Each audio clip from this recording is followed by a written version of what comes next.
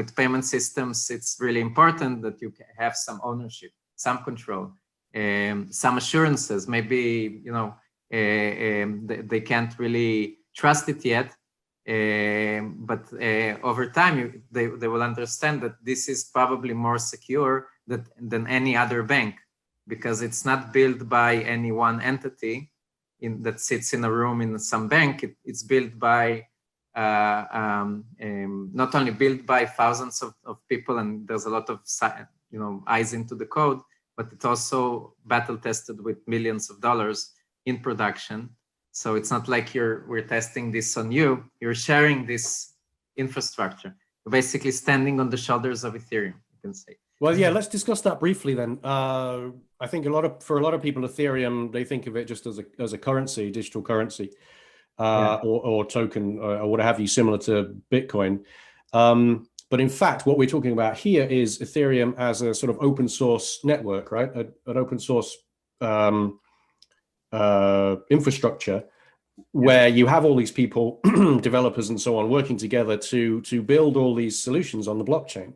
And so essentially, if I understand correctly, then the Fuse offering, what you do is, as you kind of said here, built on Ethereum. Yeah. Yeah.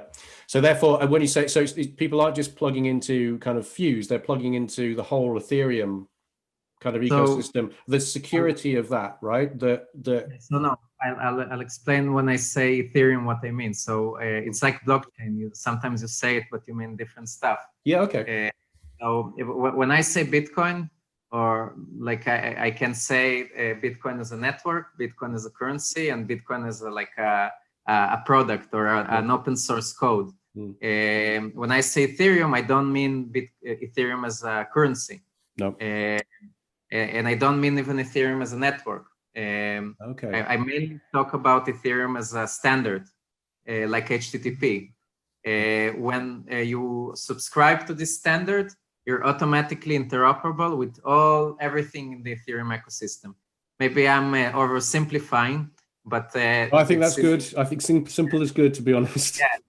So ERC20 is basically like saying this is how we in humanity describe tradable assets that are fungible.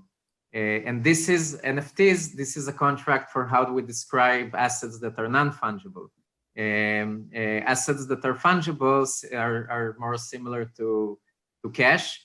Non-fungible, more similar to collectibles or diplomas or stuff like that. And they can live under the same roof. And this is something that Bitcoin doesn't know how to do. Bitcoin really focuses less about generating those standards. And I know because we've been building a protocol similar to that on Bitcoin. And Bitcoin was a really good idea, but it's more powerful as a way to avoid capital controls by governments and censorship resistance. That would be like their main feature. Not privacy, not scalability, not the fact that you can represent real world assets on it. None of it. It's really to create a new digital god and a new economic system, a new like alternative economic internet system. Ethereum endgame is to actually blend into or improve how finance is being done on the back end, on the front end, like completely go business case by business case and change it. Nobody on Ethereum, it's just a different mentality. Nobody there is saying there should be one currency, or we shouldn't try to play with billions of dollars with untested code. The mentality there is let's run and let's break stuff. And it's really on the fringes where you find those very interesting experiments that can reach customers, and people can, what happens lately overnight, suddenly you have like billions of dollars in an untested protocol, and people get a lot of signals out of that. This is working. This is something people like.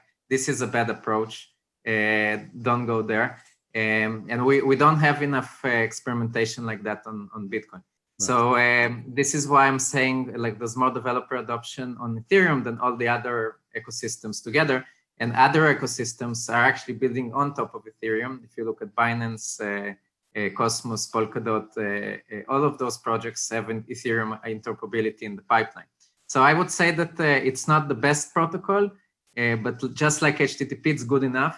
People are trying to do HTTP2 for years, so people said about HTTP, it's good enough. We can build our internet on top of that. So Ethereum is kind of like the internet of value right now. And we'll see how it goes with regulation and stuff like that. But I would say that we have enough, like now in 2020, we can really say that this technology reached a point where people are no longer innovating on the base layer, trying to build like, there's still a lot of blockchain projects, but probably we will see less and less solutions that try to really build an Ethereum killer or solve a scalability problem from a base layer perspective, and more projects that are building the second layer. And DeFi is really only about stuff you can build with contracts on mainnet. Right now, it's really something that is focused on very narrow group of people that are experimenting, about 1 million people. You can see everything because it's transparent. You can see how much value it's there. There's like something like $12 billion there, something like that. And this is not something that we had before. So if you can trust it with $12 billion, we can move ahead and start pushing it for consumers. Because consumers, in the end of the day, they really need somebody that will a friendly face, that will do customer service. And for those operators, we want to make the life easier, because they're using paper, and offering them a digital option is just like a no-brainer. They will do it with Fuse or without it. They will move to digital. If you like this video, why not check out the full interview it's an excerpt from. You should see a link to that full interview somewhere here on the screen, and also down in the description box below. Consider liking this video, and do subscribe to the channel if you want to stay up to date with all my videos as they go live. Thank you so much for watching, and stay curious.